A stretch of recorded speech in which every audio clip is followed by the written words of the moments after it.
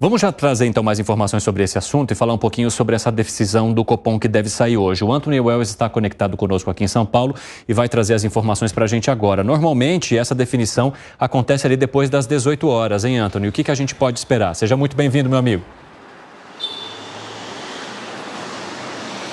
Vamos ter a resposta no final do dia, viu, Evandro? Pelo menos essa é a expectativa. Boa tarde para você, para todo mundo aí do estúdio, todo mundo que está acompanhando a gente aqui no 3 em 1. E é isso, né? Os maiores bancos privados do país, ou seja, o Itaú, o Bradesco, o Santander e o BTG esperam que a taxa básica de juros, a taxa Selic, seja mantida nesse patamar atual de 10,5%. A gente lembra que na semana passada o Banco Central chegou a consultar os maiores bancos do Brasil e a maioria sim apostava numa redução de 0,25%, que foi a redução da última reunião que aconteceu em maio. Então esses 4 bancos que eu acabei de mencionar, né? O Itaú, o Bradesco, o BTG e o Santander, soltaram algumas notas que utilizam palavras como, por exemplo, cautela, uma política monetária mais cautelosa, mais contracionista e sem indicação futura, né? Então, qual a projeção para o futuro de acordo com esses bancos? O Santander, por exemplo, projeta um índice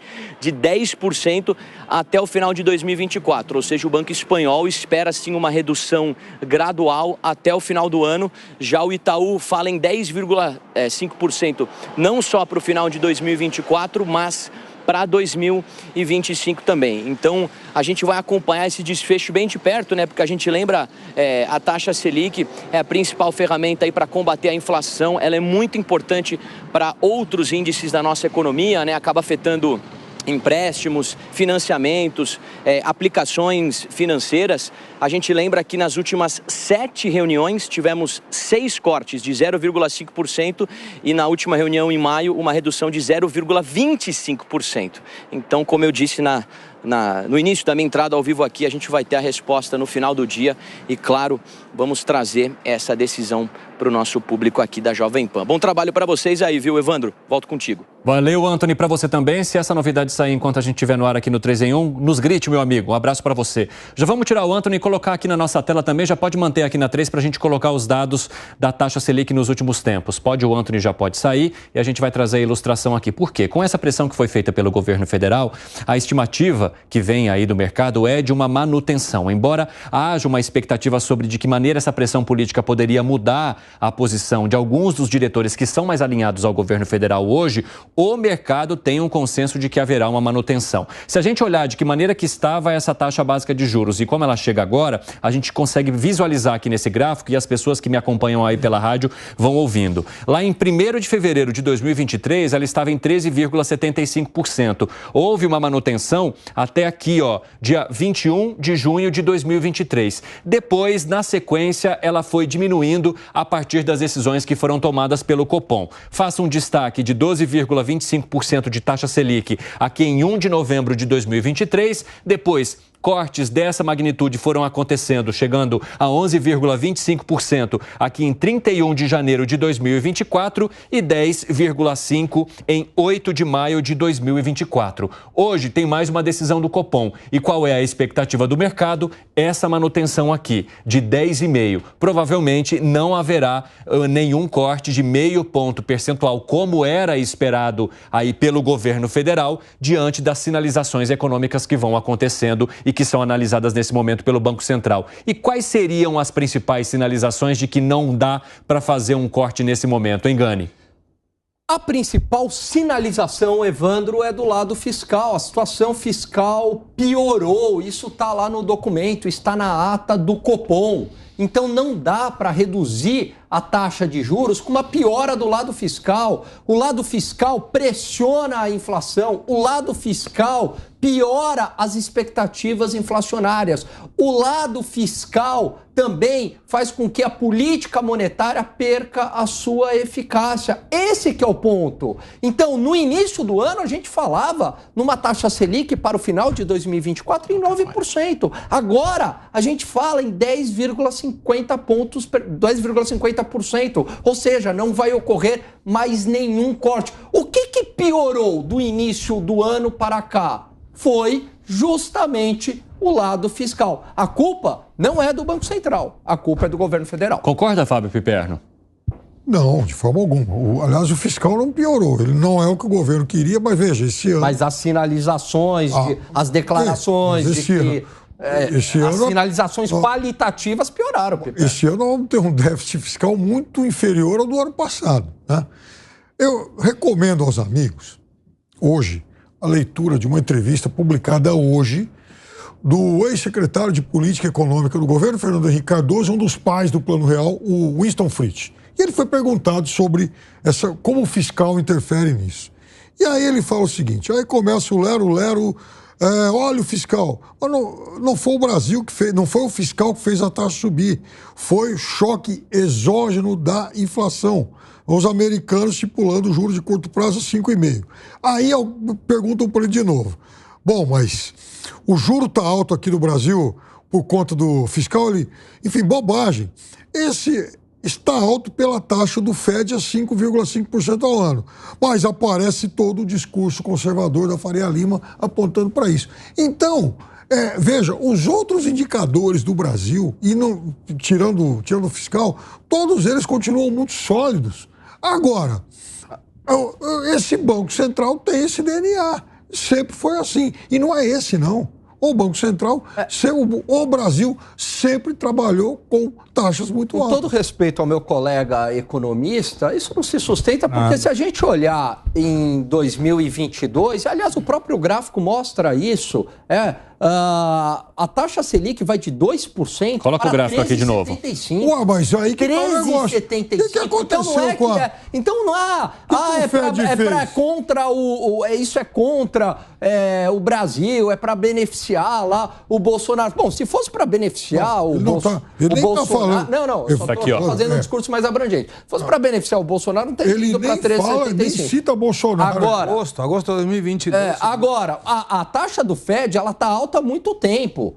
Então, lá atrás a gente falava em Selic a 9%, com a taxa do Fed lá em cima. Então mudou. De que caísse, porque a inflação lá caiu. Só que é o seguinte, se você faz a parte fiscal, você é muito menos atingido pela taxa de juros lá fora. Até porque o objetivo do Banco Central não é olhar a taxa de juros lá fora. Lógico que ele leva isso em conta, mas é principalmente combater a inflação. E o que mais pega para a inflação é o lado fiscal. Não é a taxa de juros nos Estados Unidos. Quando ele fala também inflação alta por fatores exógenos, é isso. Quer dizer, como é que essa taxa de juros, ela, por exemplo, ela pode combater um aumento do petróleo no mercado internacional, o aumento da soja, o aumento do milho?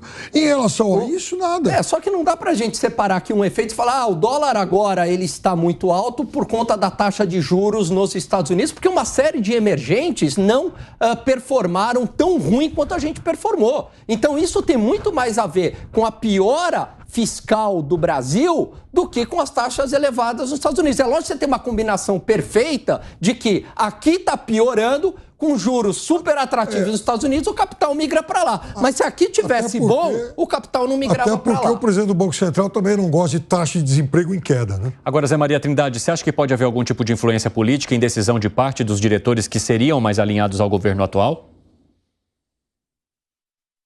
Oi, Evandro. Você acha que pode haver algum tipo de influência política em parte dos diretores que são mais alinhados com o governo atual? Sim, está mudando a diretoria do Banco Central. Só que é o seguinte, o Banco Central autônomo foi criado exatamente para fugir desta política, né, da política momentânea do presidente da República em exercício. Há um projeto, inclusive, bancado pelo atual presidente Campos Neto, da independência total do Banco Central, que se transformaria numa empresa, numa autarquia. Aliás, hoje já é autarquia, numa empresa pública, ou seja, ganharia independência, inclusive econômica, financeira, administrativa. Poderia ir no mercado contratar profissionais, por exemplo, porque está achando que está perdendo profissionais para o mercado. Enfim, é outro Banco Central. O objetivo é cuidar da moeda, da política cambial, da moeda, da política de juros, que é um grande instrumento, uma ferramenta importante contra a inflação. O que eu vejo é o seguinte, o empresariado sabe o que faz. Ninguém joga pedra em avião, não é nada disso, ninguém é louco. Então, o pessoal está contando com isso, com a manutenção, porque os fundamentos indicam exatamente esta possibilidade. Campos Neto está no controle, não quer sair jogando o país no abismo, e ele que conseguiu uma reputação muito importante. E os diretores do Banco Central novos, os 2 indicados e mais os próximos, vão dar uma nova cara assim no Banco Central, mas de escola. Eles ganharão a capa de estabilidade e poderão mudar o curso. Mas mexer em juros sem fundamentos é um pulo no escuro. Fala, Segré. Se a gente não se atentasse à questão fiscal, não teríamos como explicar que o peso argentino, com uma crise gigantesca, com uma pobreza gigantesca, valorizou por cima do dólar 10%. A Bolsa Argentina valorizou 66,5%. Com indicadores muito melhores no Brasil, o real se desvalorizou em função do dólar e a Bolsa brasileira explodiu para baixo. Isso tem a ver não com a taxa de juros dos Estados Unidos, porque a taxa de juros dos Estados Unidos é a mesma para a Argentina que para o Brasil. O resultado é política fiscal. Você tem na Argentina um equilíbrio fiscal não apenas no primário, e sim no nominal. E isso mostra para o governo, mostra que o governo, para o mercado, está comprometido com o cuidado do recurso público. Uma coisa que aqui não acontece. Eu acho que existe uma possibilidade que mesmo quando todos, e me incluo, estão pensando que a taxa de juros pode ficar em 10,5%, existe a chance, mesmo que mínima, de uma redução de 0,25%. E se não for assim, eu acho que vai ser muito importante observar quais serão os votos. E muito provavelmente termine de novo 5-4. 4 do governo tentando que a taxa seja derrubada na canetada, sem uma ambição técnica, e 5 que tecnicamente querem continuar indo embora, sem mostrar que estão afetados a uma questão política. Sem ambição técnica? Não tem técnica. Pensar diferente nesse caso é não ter ambição técnica? Em geral, não é o reduto da direita que pensa em questões assim, dessa maneira. Quando alguém pensa diferente, a esquerda não fala de técnica ou não técnica, fala que é contrário, fake news e tudo. Nessa questão é técnica, e justifico de novo. Não, é uma questão fiscal. Quando você vê a ata, lê a ata. A ata mostra que é uma questão fiscal. A taxa de juros dos Estados Unidos é para todo mundo igual. Por que aqui no Brasil impacta mais? Se fosse técnica, o Banco Central não apontaria o nível de emprego como um fator tão importante. Isso foi um erro. Não, mas aí você se apega de uma questão que é um erro. Economicamente, são muitas questões. Economicamente falando, o pleno emprego é entre 3% e 4%. Arrematem, senhores. Mas o técnico ele arrematem, não é que leva a você tem um negócio chamado curva de Phillips. Ele também está se apoiando nisso. Quanto menor a taxa de desemprego, isso traz pressões inflacionárias. Isso é discutível em economia. Eu nem acredito muito em curva de Phillips, porque eu acho que as expectativas são racionais. Eu vou mais nessa teoria. Mas não é que ele está tirando isso do além também. Fala, Zé, arremate. É porque o presidente do Banco Central e os diretores do Banco Central, eles agem tecnicamente e um pouco politicamente, mas com base na sua escola, na sua crença, na sua linha de atuação. Então, eu não acho que ele seja tão maldoso que ele acredita numa situação técnica e age politicamente contrariando as suas crenças técnicas. O que há, na verdade, é uma diferença entre... Nem todos os economistas são iguais, eles têm lá as suas tendências e escolas. Piperno, 20 segundinhos para você arrematar. Então, eu acabei de citar o secretário de Política Econômica do governo, FHC, que pensa diferente desses 5 do Banco Central.